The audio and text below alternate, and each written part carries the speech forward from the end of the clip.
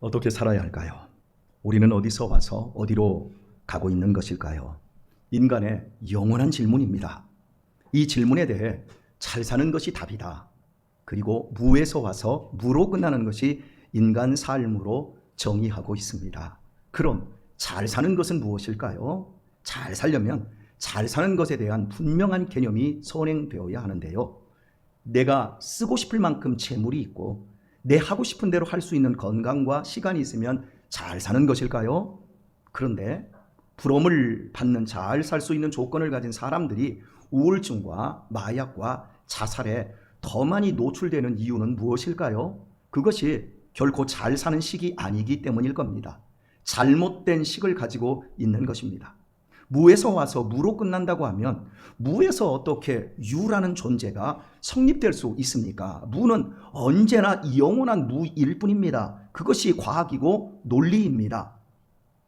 그러니까 나는 누구인가? 어떻게 살아야 되나? 어디로 와서 나는 어디로 가고 있는가? 라는 이 질문이 잘못된 것이 아니고 이 질문은 아주 잘된 것이고 근사한 것이지만 답이 잘못되어 있는 거예요. 또한 답이 잘못되어 있는데도 고칠 마음이 없기 때문에 인생이 불행한 겁니다. 그러나 우리는 확실한 답을 가지고 있지요. 어떻게 사냐고요? 하나님의 말씀대로 하나님을 기쁘시게 살아야 합니다. 어디서 와서 어디로 가냐고요? 하나님께로부터 왔기에 하나님께로 돌아가는 것이 인간입니다. 명쾌한 답을 가지고 있습니다. 이것이 인간 이해에 대한, 인간 질문에 대한 바른 답입니다. 그러면 우리들은 하나님의 말씀이 제시한 대로 정말 잘 살고 있는 것 맞습니까? 그래서 나는 지금 살면 살수록 더더욱 잘 살고 있으며 진리로 삶을 더욱 풍성하게 살찌우고 있는 것 맞습니까? 오늘의 본문 말씀에서 38년 된 병자를 고쳐주신 주님께서는 14절에서 이렇게 말씀, 14절이 아니고요. 14절입니다. 맞습니다. 14절에서 이렇게 말씀하셨습니다. 보라, 네가 나았으니 더 심한 것이 생기지 않게 다시는 죄를 범치 말라. 사랑하는 교우 여러분, 죄 짓고 싶습니까? 여러분, 죄 짓고 싶은 분이 여기 계세요? 하나님의 은혜를 입어 이 자리에 있는 우리 중에 죄 짓고 싶은 사람은 단 한 사람도 없습니다. 그렇다면 죄가 원인이 되어 38년 동안 병들어 누워만 있었던 사람이 자신을 그렇게 불행하게 만든 죄에 대해 얼마나 환멸을 하겠습니까? 이제 그 사람은 죄라고 하는 건 쳐다보지도 않을 것입니다. 그런데 왜 주님께서는 더 심한 것이 생기지 않도록 다시는 죄 짓지 말라고 경고하셨을까요? 이것이 오늘 우리가 확인하고 또 나누어야 할 하나님의 말씀입니다. 저는 지난 30년 동안 교회를 섬기면서 경험한 것 중에 가장 무서운 것이 있습니다. 그것은 죄입니다. 죄가 얼마나 무서운지 모르겠어요. 그렇다고 큰 죄도 아니에요. 지극히 사소한 죄 같지도 않은 죄가 결국 인생을 절단내버리고요. 가정을 파탄나게 하는 것을 헤아릴 수 없이 많이 보아봤습니다. 전도사 수련 과정이었을 때 저를 지도해준 목사님께서 간음죄에 빠져 34년을 목회하고 하루아침에 큰 교회에서 쫓겨나고 말았습니다. 교회 재정을 야금야금 빼먹다가 적발된 장로님 한 분은 먹은 것 몇 갑절로 토해내고요. 교회와 노예에서 장로 제명되었습니다. 같은 교회 안에서 내연의 관계를 유지하다가 들통나서 두 가정이 모두 이혼하는 불상사가 일어나기도 했습니다. 교인 간에 금전관계로 인해 싸우고 경찰에 사기죄로 고발하여 여러 가정들이 시험들어 교회를 떠나는 것도 보았습니다. 물론 저희 교회에서 지금 일어난 일은 아니에요. 제가 부교육자 생활할 때 10여 년을 할 때 얘기입니다. 술, 담배로 인해 암에 걸렸다가 나았음에도 계속된 추초로 암이 재발하여 세상을 떠난 분도 여러 명 보았습니다. 바늘도둑이 소두둑 된다고 나쁜 버릇 고치지 못해 끝내 전과자가 되는 중직자, 목사님, 장로님의 자녀도 여러 보았습니다. 모두 죄 때문입니다. 주님께서 죄에서 우리를 구원하시기 위해 십자가에서 죽으셨습니다. 그 은혜를 입어 우리가 죄에서 구원받아 예수님을 구주로 믿으며 예배하는 복된 이 자리에 와 있습니다. 분명 대속의 은혜를 입어 죄에서 구원을 받았습니다. 그럼에도 어째서 죄로 인한 피해가 이렇게도 30년 동안 제가 많이 본 것일까요? 죄에 대한 인식 부족 혹은 잘못된 인식 때문입니다. 대부분 죄를 나와 분리되어 있는 개체로 생각을 합니다. 내가 뭔가 잘못을 해야만 죄가 내 안에 생기는 줄 압니다. 즉 나 따로 죄 따로의 인식을 대부분의 성도들이 갖고 있습니다. 나는 흠없는 인간인데 죄가 밖에서 나에게 유혹을 통해 들어오게 되면 그때서야 문제가 생긴다고 여깁니다. 이런 시각이 우리의 신앙에 참으로 큰 피해를 줍니다. 인간은 죄와 분리되지 않습니다. 죄가 나이고 내가 죄덩어리입니다. 밖에서 들어오는 것이 아니라 내 마음에서 나가는 것이 죄입니다. 죄는 내 생명에 들어있고 내 자신의 본 바탕과 마음과 생각의 전부가 죄입니다. 나의 지정의가 모두 죄에 오염되어 있습니다. 죄가 내 자신의 자아보다 하등하지 않습니다. 죄와 내 자신이 동등하지도 않습니다. 죄가 나보다 월등합니다. 그래서 거듭나지 않은 인간은 죄의 종입니다. 죄가 지배하는 대로 마음과 생각이 움직입니다. 지정의가 죄에 의해서 조종되어집니다. 그리고 결국은 사망입니다. 당뇨에 걸리면 다이어트를 안 해도 살이 저절로 빠집니다. 그래서 중년의 나이에 살이 빠지는 사람들을 보면 그 사람 틀림없이 당뇨입니다. 항암 치료를 받으면 살이 쏙 빠집니다. 혹시 다이어트 하고 싶은 분들은 꼭 이 당뇨에 걸리시기를 축복합니다. 왜요? 그게 무서운가요? 예, 그렇죠? 무서운 일이죠? 살 안 빠진다 속상해하지 마세요. 빠지는 날이 옵니다. 자, 이렇게 안 빠지는 살도 당뇨에 걸리거나 항암 치료를 받으면 살이 쏙 빠져 뼈만 남습니다. 하지만 사람의 인격과 하나가 되어 있는 죄는 당뇨에도 항암 주사에도 끄떡하지 않습니다. 절대 안 빠집니다. 죄는 그 사람이 죽기까지 떼어낼 수가 없습니다.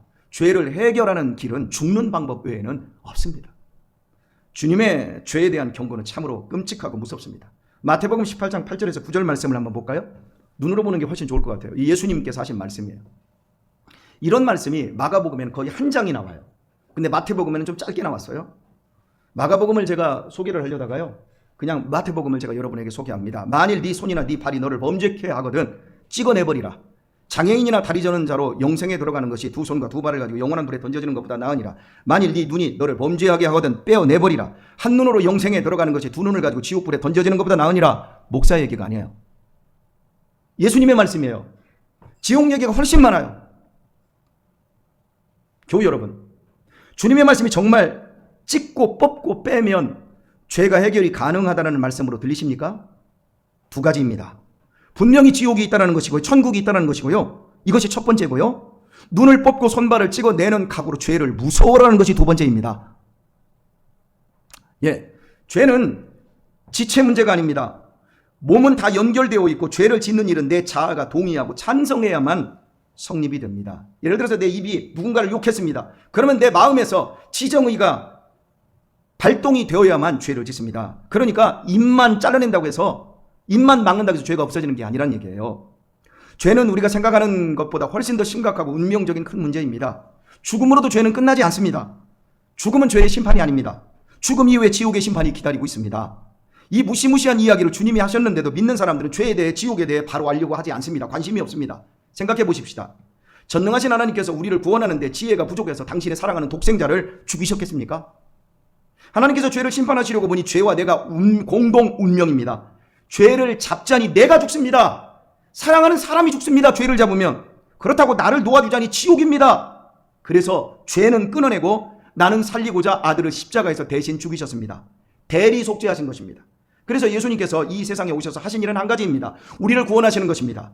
우리에게 생명 주시러 오셨습니다. 믿는 자는 멸망치 않고 영생을 얻게 하시기에 오셨고, 또한 그래서 십자가에서 죽으셨습니다.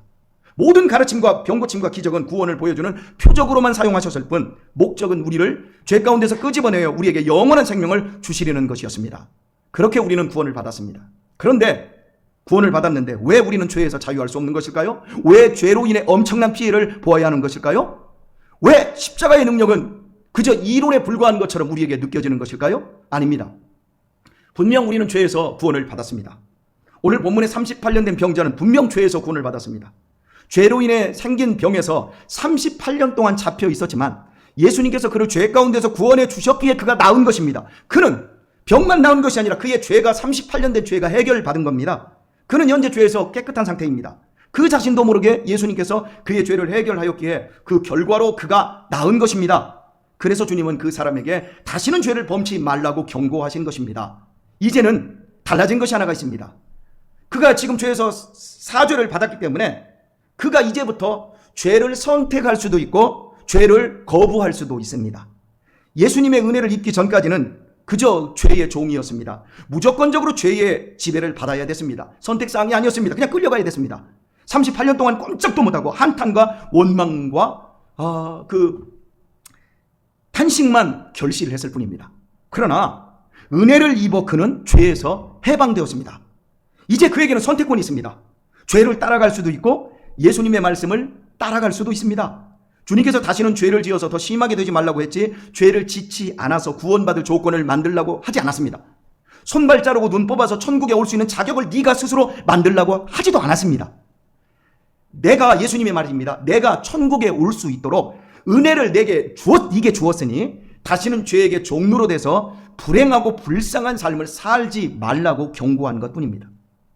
예수님의 십자가 죽음은 완벽한 속죄입니다. 틀림없이 은혜를 입어 죄로부터 구원을 받았습니다. 그러나 문제는 우리입니다. 이 엄청난 복은 우리의 믿음으로만 효력이 있고 믿음으로만 누릴 수 있습니다. 이제는 내 믿음대로만 되어집니다. 이제는 내 선택대로만 되어집니다. 병 나온 것으로 구원을 한정시키고 또다시 죄를 지으면 거기까지입니다. 가난을 면하고 결혼했습니다. 집도 샀습니다. 합격했습니다. 취직했습니다. 그것으로 구원을 한정시키고 또다시 죄를 지으면 거기까지입니다. 거듭나서 새 사람이 되어 하나님의 자녀로 천국에 들어가는 날까지 목표를 수정하고 그 믿음 안에서 하나님의 말씀대로 자기를 부인하며 살아가는 사람만이 죄를 선택하지 않을 수 있습니다. 그래도 죄에게 유혹을 받습니다. 어쩌다 죄에게 끌려갑니다. 가끔씩 넘어지기도 합니다. 그럼 곧바로 회개하고 연약한 의지에 대해 도움을 구해야 합니다. 죄를 즐기면 안 됩니다. 죄라는 것을 알면서도 죄를 즐기면 소망이 없는 겁니다. 한심스러운 자신에 대해 애통하고 슬퍼하며 주님의 한량없는 은혜를 바라보아야 합니다. 그러면 성령님께서 도와주십니다. 그러면 하나님은 우리를 더욱 새롭게 해주시며 결코 구원의 길에서 이탈하지 않도록 붙들어 주십니다. 그러나 대부분의 많은 사람들이 구원받은 후에도 여전히 세상 것에 잡혀서 세상의 것을 구합니다. 그래서 좋은 것 같지만, 현재는 굉장히 좋지만, 예수님 믿어서 현재는 좋지만 나중에 보면 예수님을 믿기 전보다 훨씬 심각한 상태에 빠져서 불행과 고통의 삶을 부르짖는 사람들이 많이 생기는 겁니다. 목사가 간음하다 들켰습니다. 그게 불행한 게 아니에요. 들켰기 때문에 그 덕분에 수치 속에서 죄를 끊어내고 지옥에 안 갈 수 있게 되었습니다. 교회 돈을 도적질한 장로님이 들통났기 때문에, 내연의 관계가 들통났기 때문에 그것이 손과 발을 끊고 눈을 뽑아내는 것처럼 아프고 처절했어도 죄를 끊어내고 지옥에 가지 않고 천국 갈 수 있는 사람들로 변화되었습니다. 이것이 죄 가운데 빠진다 할지라도 택한 자를 끝까지 버리지 않으시며 협력하여 선을 이루시는 하나님의 사랑이십니다. 걱정하지 마십시오. 의심하지 마십시오. 우린 십자가로 구원받았기에 분명히 천국에 갈 것입니다. 그러나 여러분이 끊어내지 못한 죄는 반드시 그 사람을 부끄럽게 하고 전보다 더 심한 불행을 맛보게 해 줄 것입니다. 제가 우리 교회에서 우리 성도님들한테 빨리 끊으셔야 됩니다. 빨리 끊으셔야 됩니다. 근데 그 말을 농담으로 계속 받았어요. 그런데 내가 끊으려고 안 해도 하나님이 끊어주시도록 무너뜨리고 넘어뜨리셔서 끊으신 분들이 계시지요. 그리고 고백합니다. 너도 빨리 끊어야 돼. 너 끊지 않으면 너 큰일 나? 이렇게 고백하시는 분이 계세요. 끊어내지 못한 죄는 반드시 더 심한 것으로 우리의 삶을 하나님이 몰아넣으시고 결국은 끊어내도록 하나님이 해주십니다. 들통나지 않고 들키지 않아서 끝까지 죄 가운데 있는 사람은 버려진 사람입니다. 그것은 복이 아니라 화입니다. 많은 믿음의 사람들이 눈 뽑히고 손발 잘리는 지옥의 아픔을 보고 나서야 정신을 차립니다. 죄가 얼마나 무서운지를 그때 압니다. 참으로 미련한 사람입니다. 다시는 죄를 보면서 더 심한 것이 생기지 않도록 하라는 경고를 흘려들었기 때문입니다. 더 심하게 되는 길만 있지 않습니다. 더 좋게 되는 길도 많습니다. 시냇가에 심은 나무처럼 어떤 경우에도 청정하게 인생의 과실을 맺어가는 형통한 길도 있습니다. 들어가도 복을 받고 나가도 복을 받는 잘 되는 길이 분명히 있습니다. 그것은 주님의 말씀에 어린아이처럼 100% 순종하는 데 있습니다. 믿음을 가지고 100% 순종하는 데 있습니다. 그러면 하나님께서 다 해결해 주십니다. 왜 믿으면서도 너무나 쉽게 사람들이 죄에 넘어지는 줄 아십니까? 죄가 나쁜 줄을 압니다. 죄를 안 짓겠다고 결심도 합니다. 기도도 합니다. 그럼에도 예수님을 믿으면서도 죄를 끊지 못하는 이유는 죄가 매력적이기 때문입니다. 죄가 좋기 때문입니다. 너무 죄가 좋다 보니 믿는 성도들조차 죄가 죄인 줄도 모르고 죄를 짓습니다. 양심마저 속여 넘기는 것이 죄입니다. 만약 죄가 징그럽고 너무 끔찍하고 너무 무섭고 우리 정서에 맞지 않는다면 죄를 짓는 것 역시 훨씬 어려울 것입니다. 다윗이 왜 죄 졌습니까? 성경에 나오는 사람들이 왜 다 죄에 빠졌습니까? 달콤하고 매력적이니까 그게 죄가 죄인 줄 모르고 다 끌려가다가 다 그렇게 나중에 부끄럽게 되어서 하나님 앞에 얻어맞고 돌아오지 않습니까? 죄는 그런 겁니다. 여러분에게 양해를 구하겠습니다. 더러운 비유입니다. 역겨운 비유입니다. 제가 분명히 말씀드렸어요. 더러운 비유이겠으나 가장 적절할 것 같아서 사용함을 이해해 주시기를 바랍니다.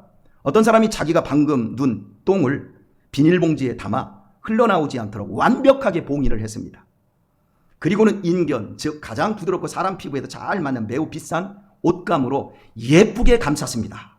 악취도 징그러운 모양도 전혀 밖으로 나타나지 않습니다. 오직 보이는 것은 최고급 실크뿐입니다. 촉감은 진흙보다 기가 막히게 말랑말랑하고 부드럽고 따뜻합니다. 그래서 이 사람이 가슴에 품고 잠을 잡니다. 식어지면 전자레인지에 넣고 살짝 데피면 원래의 따뜻한 상태로 돌아와서 훌륭한 촉감을 제공해 줍니다. 다른 사람은 몰라도 이 사람은 분명 속에 들어있는 내용물이 자신의 똥이라는 것을 알고 있습니다. 자신이 정신 나간 짓을 하고 있다는 것을 알고 있지만 그 매력적인 감각 때문에 버릴 수가 없습니다. 그래서 조금만 더 가지고 있다가 버리겠다며 스스로를 합리화시키고 안심시킵니다. 그것이 수년, 수십 년째 계속됩니다. 미친 사람입니다. 그런데 이보다 훨씬 더럽게 흉악하게 미친 것이 바로 인간들입니다. 별은 더럽지만 우리 몸의 중요한 영양분이기에 뱃속에 몇 그릇씩은 다 담아가지고 있습니다. 밖에 나오면 산화작용이 되었다는 거에 다를 것이 없습니다. 그래도 더럽다고 이런 미친 짓은 하지 않습니다. 그러나 사람은 이보다 더 더럽고 징그럽고 추악한 것의 본체인 죄를 단지 느낌이 좋다는 이유로 계속 품고 삽니다. 죄에 대한 더러움과 무서운 감각이 없습니다. 오히려 죄를 즐깁니다. 그러니 멸망하는 짐승과 같습니다. 문제는 믿는 자들입니다. 지옥에 떨어질 그 무시무시한 죄에서 건짐을 받았는데 은혜를 입었는데 그 죄를 심상하게 여깁니다. 나쁜 것이고 죄 지으면 안 된다는 것을 교리적으로 다 알고 분별도 하지만 버리지는 않습니다. 언젠가는 이 죄로 인해 크게 잘못될 수 있다는 경각심도 가지고 있기에 버리려는 마음도 있습니다. 나 이거 끊지 못하면 나 이 다음에 정말 암으로 나 이 다음에 인생 절단나 우리 가족 내가 지금 이거 끊지 않으면 끊어내지 않으면 나 이 다음에 우리 가족들 정말 어려움 겪어 이러면서 나 끊어야 될 거야 그러면서 가슴에 계속 품고 버리지는 않습니다. 하나님께서 버리라고 하는데 계속 사인을 주는데도 버릴 마음이 없습니다. 하지만 조금만 더 이 부드럽고 달콤한 죄를 즐기자며 자기를 계속 합리화시킵니다. 그러다가 나중 형편이 심하게 되는 분들을 한두 명 본 것이 아닙니다. 저는 우리 젊은이들, 우리 학생들, 우리 젊은 성도님들 지금 예수님을 믿으면서 희덕거리고 좋아하죠. 근데 죄를 심상하게 생각하면 여러분 노년에 피눈물을 흘립니다. 기억하셔야 합니다. 국조동단하면서 로드킬 당한 짐승들의 사체를 헤아릴 수 없이 많이 봅니다. 고양이, 개, 쪽제비, 새, 개구리, 쥐, 고라니, 두더지 등 작은 사체에서 큰 사체까지 수없이 많이 길바닥에 널려 있습니다. 논산시 탑정호수 근방을 지날 무렵 이미 상당히 커다란 고라니의 사체가 상당히 썩어가고 있었습니다. 얼굴 전체에 구더기가 가득하고 찢겨진 복부 사이에 살이 오동통하게 오른 구더기들이 오글오글거렸습니다. 제가 아이들에게 외쳤습니다. 절대 보지 마! 보면 안 돼! 눈 감고 지나가! 연신 소리를 치며 주의를 주었습니다. 비약한 아이들은 토할 것 같아서입니다. 그런데 도리어 아이들 모두가 막 달려오더니 똑똑히 보는 것이었습니다.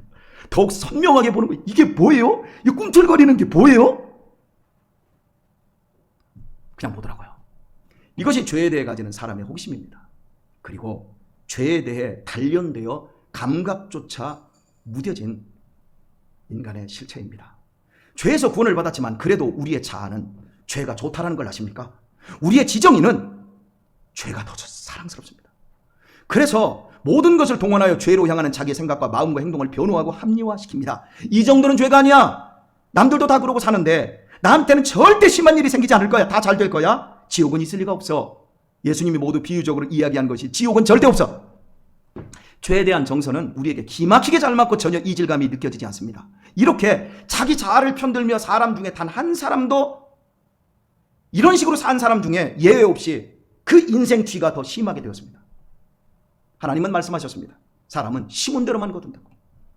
하나님은 절대로 사람에게 가볍게 여김을 받지 않는다고요. 네가 무엇으로 심든지 심은 것만 거둔다고요. 여러분, 죄를 단순히 도둑질했다 이런 걸로 지금 생각하지 마세요.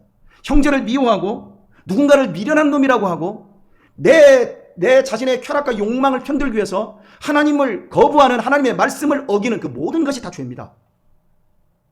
술 먹고 담배 피고 저 사람들만 죄 아니에요. 그 사람들보다 더 심각한 죄인이 저 같은 사람일 수 있어요. 죄는 이렇게 멋지게 포장되어 있어요. 매력적으로. 그래서 주님께서 다시는 은혜를 입었으니 너 죄 짓지 마라. 너 더 심하게 된다.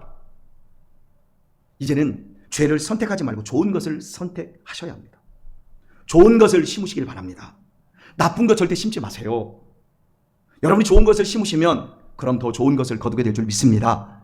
내 자아를 믿지 말고 진리를 믿으십시오. 나를 쳐서 하나님의 말씀에 복종시키십시오. 나는 죽이고 예수님이 내 삶 안에서 살게 해 주십시오. 그럼 믿기 전보다 더 심한 것이 생기지 않고 더 좋은 것만 결과될 것입니다. 혹여 더 심한 것이 생길 수 있습니다. 그렇다 할지라도 그것을 이길 능력도 하나님이 우리에게 주실 것이고요. 어떤 상황에서도 더욱 깊고 풍성한 복된 삶을 누리게 해 주실 것입니다. 오늘의 말씀을 맺습니다. 죄에서 구원 받으셨지요?